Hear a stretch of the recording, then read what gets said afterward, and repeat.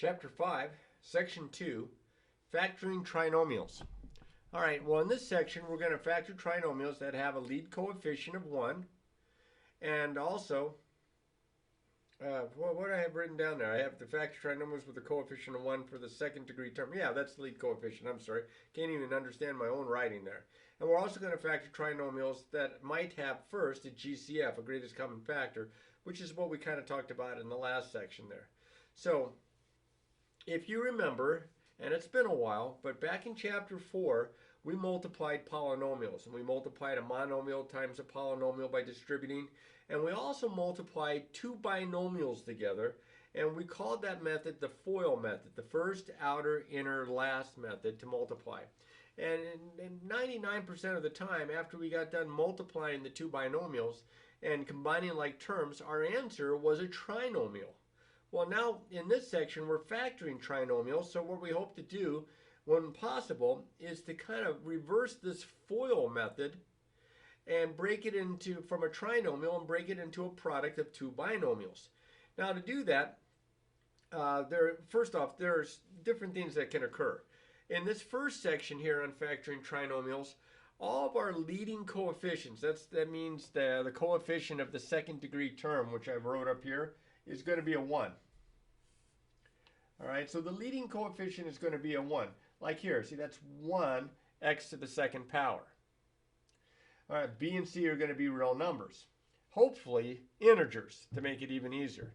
So what we're doing now is we're reversing the FOIL method. We're going to try to come up with two binomials whose product is this trinomial. Now, if I actually multiply these two things together and multiply them out, and I get it equal to this, look what happens here. This is, using FOIL, x squared plus mx, oops, FOIL, inside, good Lord, plus, now I did the outside first, nx, good Lord, plus mx. It doesn't make much sense when I don't do this right, plus mn.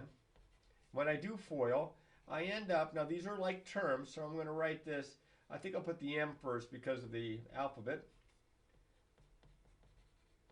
And I get this guy. Now if he's supposed to equal this very generic looking trinomial I have, if these are supposed to be the same, that means that this coefficient here for B has got to be equal to M plus N, and this coefficient here, or this constant term here, C, has to be M times N. I've got to find, this is kind of the weird way to say it, I have got to find two numbers, M and N, whose product is the constant term, whose sum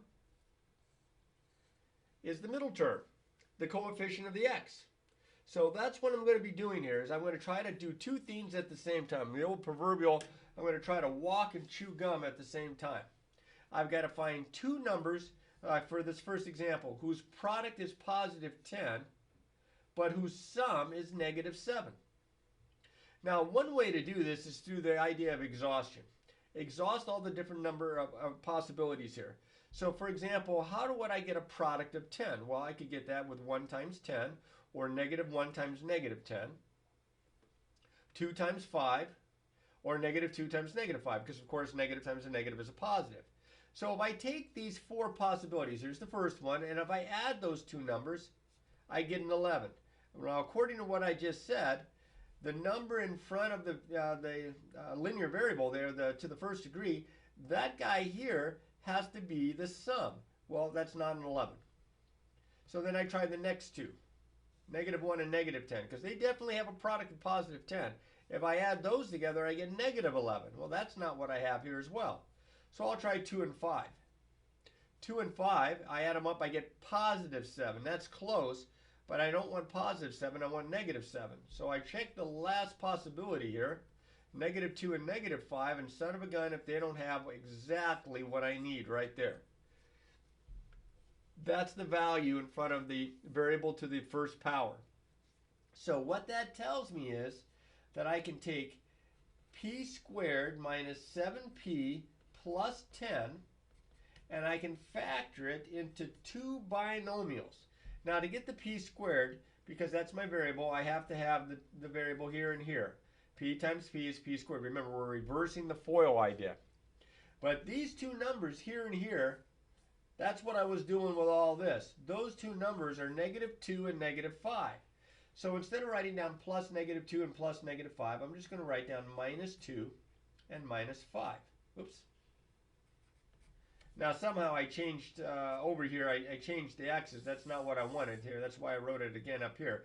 These are my variables. Here for p squared minus 7p plus 10, this will factor into the quantity p minus 2 times the quantity p minus 5. And you say, well, is there a way to check? Absolutely. Because I reversed FOIL, you take your answer and you do FOIL. If you get back to where the original problem was, the original polynomial, that original trinomial, that tells you you've done it right. Either that or you made two mistakes, factoring it and then checking it. So be careful. Careful with your signs especially. So again, the trick here, if I have x squared plus bx plus c, where b and c are numbers, is to find two numbers whose product is the constant, whose sum is the coefficient of the linear, the middle term. So we'll try that again.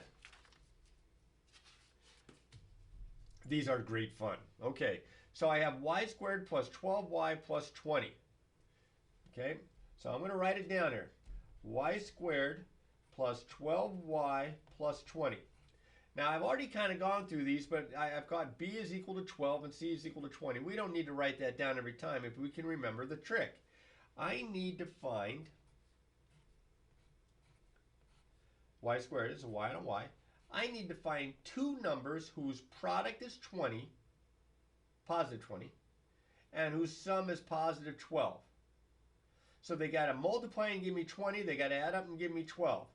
Well, if we start breaking down all the different pairs of factors of 20, we have 1 and 20, -1 and -20. We have 2 and 10, we have -2 and -10. We have 4 and 5, we have -4 and -5. There's 6 different possibilities. So I add these numbers to see which ones of these numbers is going to give me a positive 12 in the middle. This is 21. This is -21. This is 12. I don't have to go any further. I hit it. These other ones are not going to match. There's not like two different ways you could do this. So you're only going to get one positive 12 here. So it's got to be a positive 2 and a positive 10. Look, positive 2, positive 10. Now you say, well, what happens if you have it in the other order? You put the y plus 10 and then the y plus 2. Multiplication is commutative. No big deal. It means the same thing. And again, look what I've done down here. I checked my answer by doing FOIL, and son of a gun if I didn't get right back to the original problem. That's my check. So here we go again. Now, this guy here is a trinomial. Lead coefficient is 1. This is my b, -9. This is my c, positive 18. I'm going to first list all the different possible combinations of pairs of factors for positive 18. So I'm thinking 1 and 18, -1 and -18. I'm thinking 2 and 9, -2 and -9. I'm thinking 3 and 6. I'm also thinking -3 and -6. I think those are all my pairs. I don't think I missed anything there. Now notice it's a positive 18, so they either are both positive or they're both negative, because that's the only way you get a product that's positive. What does this add up to be? This adds up to 19. No good. I need a -9. This adds up to -19. No good. This adds up to 11. No good. This adds up to -11. Closer, but still no good. This adds up to positive 9. Here we go. This one adds up to -9. That's my guy. These are my two numbers that I need. Now, if you're wondering what happens if you go through all the possibilities and none of them add up to be that middle number, then it means it doesn't factor. It's prime. But in this case, I'm going to put two sets of parentheses. I'm going to put a t and a t. You got to make sure you put down the right variable. Don't always put x and x. And then I need these two numbers, a -3 and a -6, a -3, -6. So -3, -6. And again, it doesn't matter if you have your answer written this way. It's the same thing. It can be in either order. Okay? So that's not too bad. You got to find two numbers whose product is the constant, whose sum is the coefficient of the middle term. Now, in all the examples I've done up to this point, the constant term has had a plus sign in front of it, so it's been positive. So that's why I either have two positive numbers or two negative numbers, because that's the only way you can get a positive. But if there's a subtraction sign in front there, I have to be careful, because that means I'm going to have factors that have different signs. That's the only way I can get a negative. And here's an example right here. X squared plus 3x minus 18. See how there's a minus sign in front of the 18? So we had a positive 18 a second ago. Now we've got to consider what happens if it's negative 18. So I'm going to write them out. Now, remember I had 1 in 18. Oh, I had 1 in 18 way back here. Well, that would be a positive 18. I need a negative 18. So I'm going to write 1 and negative 18. I'm going to write negative 1 and positive 18. I'm going to try 2 and negative 9. I'm going to try negative 2 and positive 9. I'm going to try 3 and negative 6. Then I'm also going to try negative 3 and positive 6. And now, if I'm not mistaken, those are my pairs. Because we're going to work it the same way. We're still going to take this product here, and we got to make sure that the sum of the numbers is this middle term. Because if this guy factors, it's going to be an x and an x, and then I need these two terms. So, which ones add up to be a positive 3? Well, this is negative 7. If you add these, it's negative 17, no good. Positive 17, no good. This is, that's a 9 there, negative 9. So negative 7, no good. Positive 7, no good. Add these two up. Negative 3, close, but no good. Wrong sign. But here, if I add these up, I get a positive 3. Remember, when you add a positive and a negative, it's actually like kind of like you're subtracting the numbers, their absolute values, and taking the sign of the larger added. The added with the larger absolute value, I should say. So in this case, it's going to be a negative 3 and a positive 6. So I'm going to put down minus 3 and plus 6. Now, it is very important that the sign goes with the number. Remember before I said you could switch them around? Well, if I switch them around, I switch the entire binomial around. I don't change the signs inside. Okay? So either one of these would be a proper answer. All right. Okay. Oh, and by the way, we could check our answer. I left a little space here, so let's just check our answer. I have x minus 3 times x plus 6. So I'll do FOIL. So that's x squared, and that's plus 6x, and that's minus 3x, and that's minus 18. And I combine like terms, and son of a gun, I got right back to the original problem. So that means it checks out okay. If they ask for the check, you should put it down. But if they don't ask for the check, I would still kind of, until I got a little bit more confident with my work, I would still maybe do it on scratch paper. All right, next guy up. These are some fun now. Z squared plus, just ignore that, I don't know what that is, plus z minus 30. So here my constant term is a negative 30, but what is my coefficient of my middle term? There's a plus sign and there's a z, but there's no number there, so we have to remember that means it's understood to be 1. So if this guy is going to factor with a z and a z, to get that z squared there, I have to find two numbers whose product is negative 30, whose sum is positive 1. So let's see, I could have negative 30 and positive 1. I could have positive 30 and negative 1. I could have negative 15 and positive 2. I could have 15 and negative 2. I could have negative 10 and 3, or I could have 10 and negative 3. I could have negative 6 and 5. I could have 6 and negative 5. Oh, man, there's a bunch of them. Now, after you do a few of these, believe it or not, you can kind of keep track of this stuff in your head from the practice, and you don't have to necessarily always write them all out. But until you feel confident about it, I would write them all out. These add up to negative 29, no good. I need a plus 1 in here. These add up to a positive 29, no good. These add up to a negative 13, no good. These add up to a positive 13, no good. These add up to a negative 7, no good. This adds up to a positive 7, no good. This one adds up to a negative 1, close, but I need a positive 1, that's good. Because this last one, seems like it's always the last one, adds up to a positive 1. So that's a positive 6 and a negative 5. So I'm going to put plus 6 minus 5. And again, you can check your work by doing FOIL. I'm going to do one more check here to kind of verify that. So that's z squared minus 5z plus 6z minus 30. Combine like terms here in the middle, and I get z squared plus 1z, or just plus z, minus 30. And that's my original problem. So that's a good check. This is a good answer. Okay, next guy up. I have x squared. I've got an arrow drawn in from here. Let me just write it here. I have x squared minus 4x minus 21. So let's see what we have here. If this is going to factor, it's going to factor into two binomials whose product should be this. And I need two numbers whose product is negative 21, whose sum is negative 4. So it could be, I'll put it over here this time.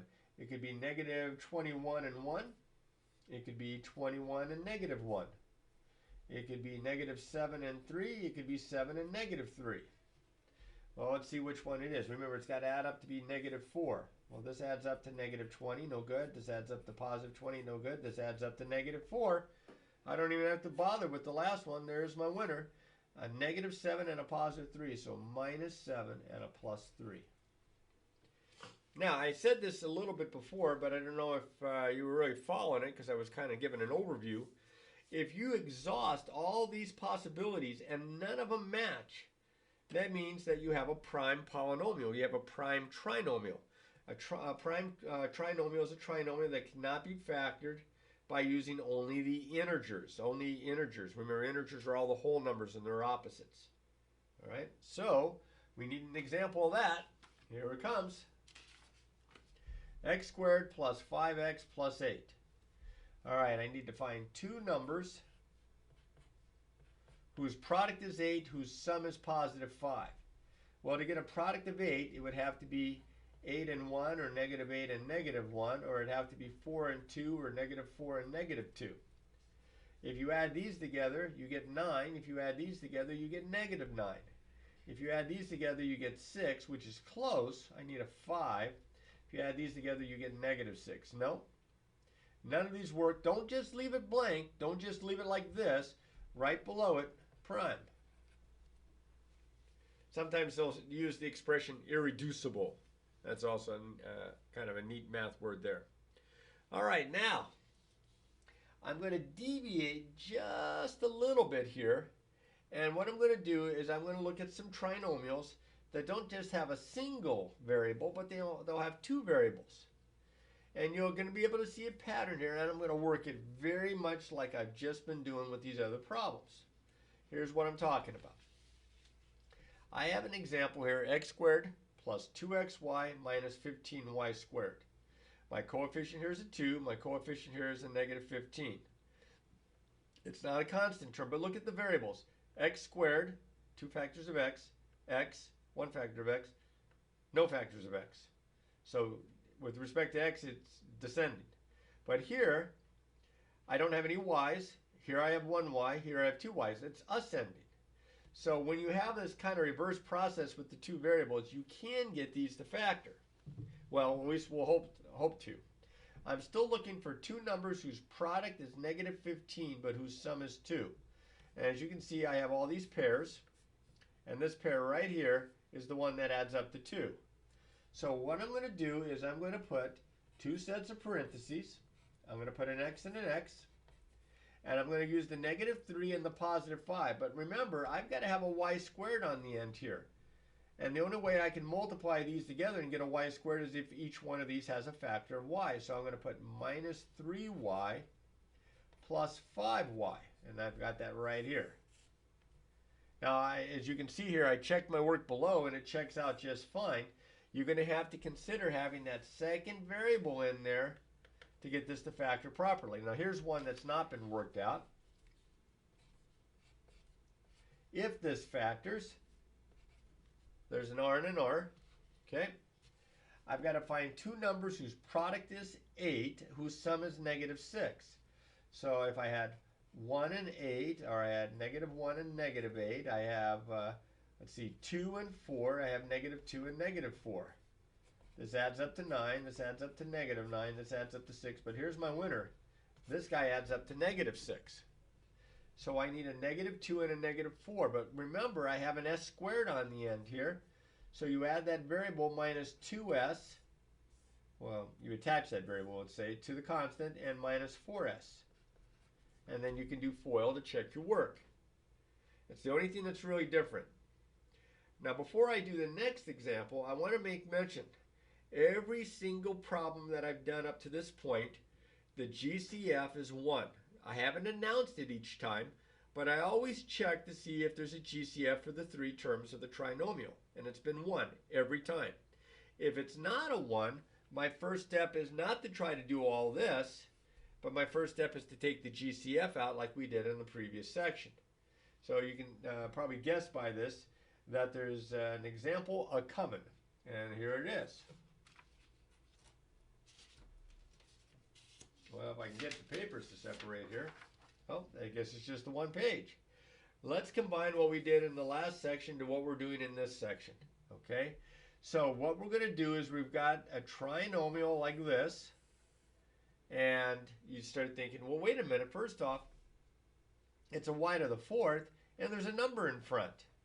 Well, as it turns out, if you look at the 3 terms, there's a greatest common factor that's greater than 1. I mean, they all have a factor of 3, and they all have at least 2 y's. So my GCF is 3y squared. I'm going to have to factor that 3y squared out first. So I take the trinomial, and I factor out the 3y squared just like we did before, and in the parentheses I have y squared minus 9y plus 20. Now you say, well, I'm done factoring. Well, maybe, or maybe this trinomial factors further. Monomials don't factor, but trinomials might factor.